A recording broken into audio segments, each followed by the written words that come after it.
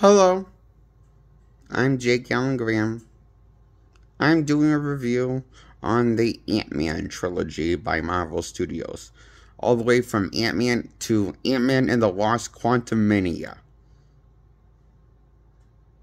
the final installment. I hope there's not another one after this, because look, I don't think the Ant-Man movies are something that should have been made into a franchise. I mean, I think the Ant-Man sequels are a 6 out of 10. They're average.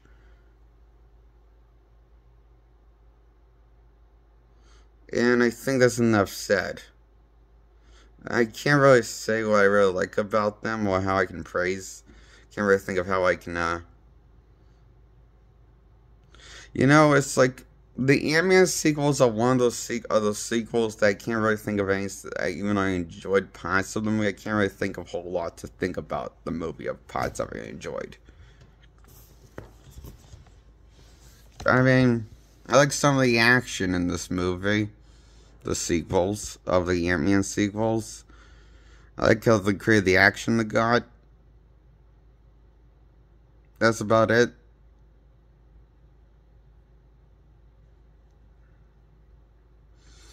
And I thought the first Ant-Man movie, titled Ant-Man from 2015, released back in the year of 2015. I think that's a solid 8 out of 10. It's very good for what it is of a movie. It's like a fun Marvel comedy. That's basically telling a story about like that like makes you root for the father who's a ex-burglar that has done his time but trying to get a second chance at life, but having trouble because nobody wants to give him a second chance on life until this guy Hank, who used to be Ant-Man before Scott becomes the new Ant-Man. And the rest of the movie is him basically being tasked for his first mission as Ant-Man in the Ant-Man movie. And the rest of the movie is showing him training as Ant-Man and working how to get used to wearing the suit while shrinking and growing. And experiencing Ant-Man shit. With some comedic gags thrown into there and cute moments thrown in there where, like, was Scott naming one of the ants and knowing that we need to die, and as it gets murdered at the end, and during the heist,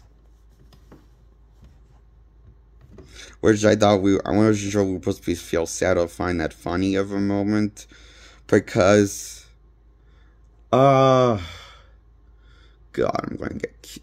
I feel like some people might going to hate me for saying this. Yeah, or think I'm insane or for thinking this and saying this. But I think James Gunn kind of killed the MCU. Whereas the Guardians of the Galaxy movie. Because it kind of marked a turning point. After that, everything had to become a certain level of comedic if it wasn't an Avengers main event tie-in. And that counts Captain America Civil War. And I only say that because the first Ant-Man movie is too comedic for what it was, even though I did enjoy it movie. That's why I guess an 8 out of 10 because it's too comedic, but then it comes out a few years after 2014's Volume 1 of Guardians of the Galaxy, directed and also written by James Gunn, I hear. The Guardians trilogy was written, he worked on the writing and the directing, I hear. Well, that explains why there's so many comedic charm in the trilogy. There's so much stuff that explains it.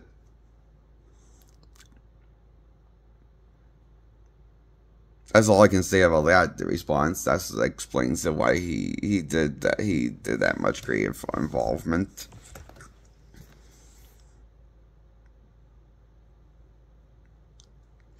So, even though I love the first... Now, personally, I'm one of those people that actually ended up loving the first Guardians movie. I thought it was great story and great pacing issues. And even though, like, I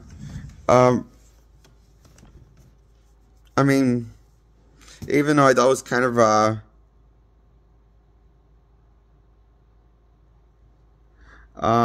had lots of comedic timing more than the past Marvel movies, but, it kind of marked the turning point of how Marvel movies will take that tone of Guardians that James Gunn created for Guardians Volume 1, and then duplicate that for every standalone movie that's not an Avengers movie tie-in. Going for Doctor Strange too comedic in the 2016 Doctor Strange movie as much as comedic buffoon in the 2000 Doctor Strange sequel Multiverse of Madness. I mean, he was comedic. He was too funny in the first one, but at least he was a competent hero in the Sorcerer Supreme. By the end of the movie of 2016 Doctor Strange movie, even though his story felt rushed, more than Man of Steel's story from 2013. However, I do like Man of Steel more than Doctor Strange because I feel like Man of Steel was trying to show some restraint with the humor and trying to, you know, pay more attention to develop me and make me care about this version of Superman than making me laugh. And which I felt like the 2016 Doctor Strange and his sequel after it, Multiverse of Madness, was mostly just focused on making me laugh. Or just creating shock value for me. For the sake of being weird and odd. Like, you know? When there's just not really that much reason to having this shit in the movie. Or Doctor Strange to be a part of this movie. Because he's treating him like a joke in both movies.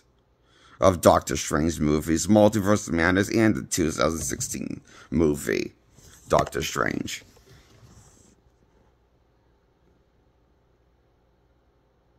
I will appreciate that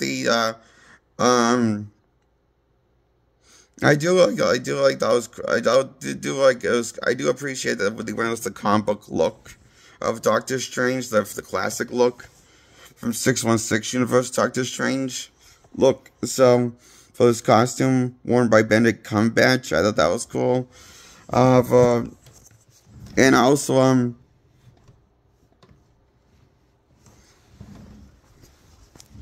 I just realized I'm reviewing Doctor Strange movies and the Ant-Man trilogy. So this is my review on the Ant-Man trilogy and the Doctor Strange movies, called Doctor Strange and Doctor Strange in the Multiverse of Madness. I give Ant-Man sequels, Ant-Man the Wasp and Ant-Man and the Wasp Quantumania, a 6 out of 10 Ant-Man sequels, both Ant-Man sequels. And I give Ant-Man 1 a 8 out of 10.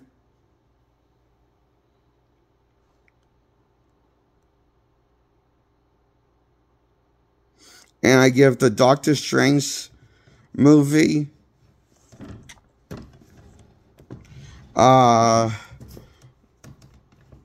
Doctor Strange and Doctor Strange in the Multiverse of Madness both get an 8 out of 10 because I really enjoyed what they were. Low-class comic book movies for not really making a reason, not really proving me wrong that there's no reason to these movies exist other than to make money off of people.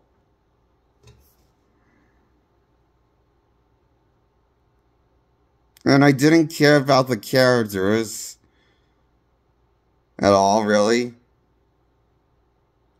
Except for Scott in the... maybe I could like Scott in the first Ant-Man movie, but he got kind of annoying after a bit.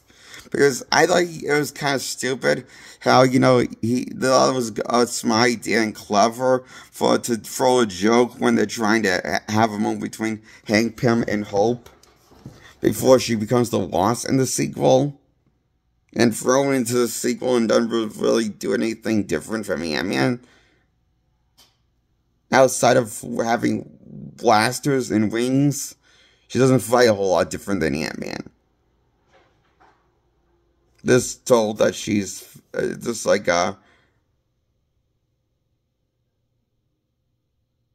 bland character. Just like, she doesn't. I thought she was like fine for. I thought the actress played her in the sequel was great for what she was given, but I thought she was wasted in the movies. The entire trilogy wasted her potential. I thought was the story. It was like all over the place. Was the Wasp. And I don't know why they had to redesign the costume for Ant-Man the Wasp instead of the costume they teased for the final Ant-Man movie for the post-credit scenes. That's even a more distinct color, was a more distinct look that's more stands out better than the one that we got for the main movie where she stars in. And the next, in the Ant-Man the Wasp movie, the Ant-Man 2 movie.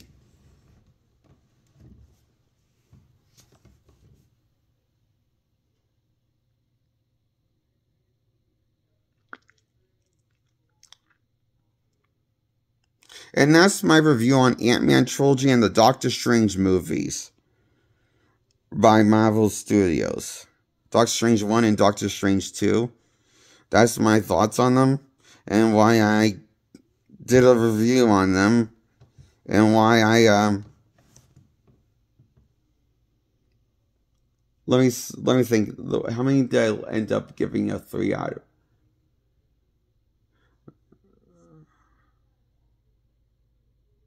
How many did I review? I forget. Was it 3 movies? 4 movies? 5? I forget. I miscounted. And anyway, that's my review on Doctor Strange movies 1 and 2. And the Guardians. I mean, the Ant-Man trilogy. With Paul Rudd and Michael Douglas as both Ant-Mans, past and present Ant-Man in the movies. Content of the movie they play. Both of them play Ant-Man. So, personally, I would have loved if we just got an Ant-Man movie with Michael Douglas's version of Ant-Man and skipped over Paul and saved Paul, and then make Paul Rudd the Ant-Man, the total story for this. I mean, I just think it would be cool to get the Ant-Man movie with the old G Ant-Man, Hank Pym, because to me he's the most interesting Ant-Man from the comics that has taken on the mantle of Ant-Man. Personally, that's just what I think.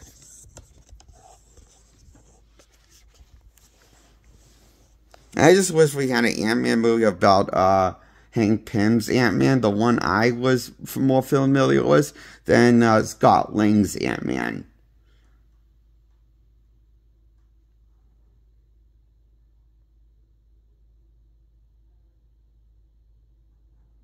I'm not as familiar with Scott Lang's as I am with Hank Pym.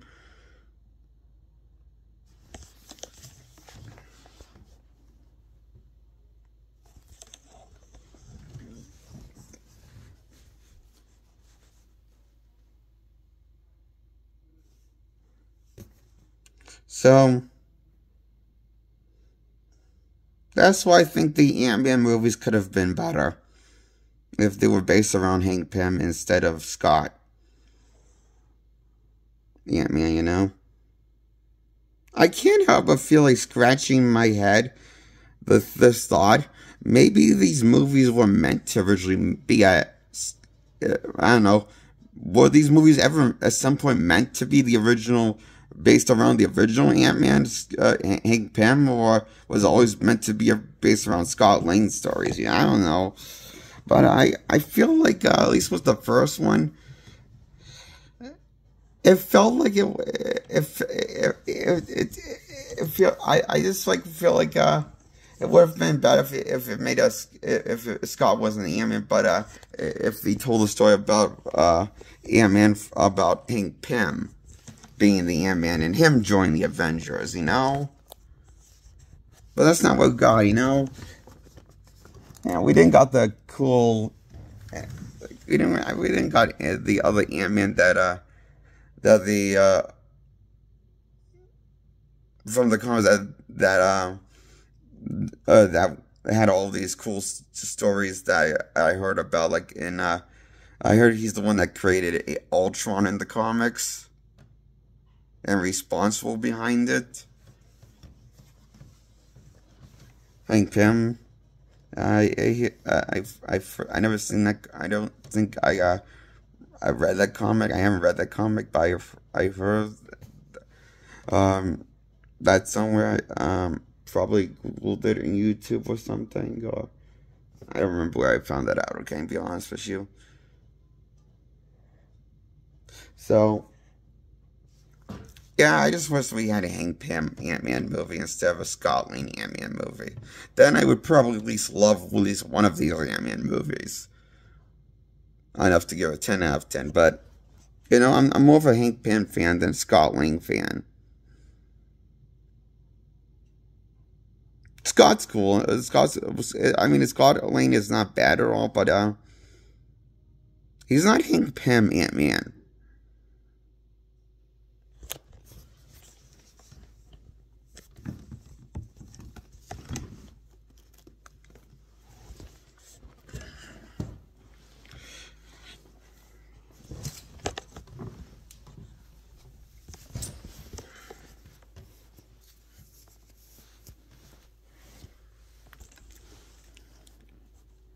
Anyway, that's my thoughts on the Ant-Man trilogy and the Doctor Strange movies 1 and 2, known as Doctor Strange and Doctor Strange the Multiverse of Madness.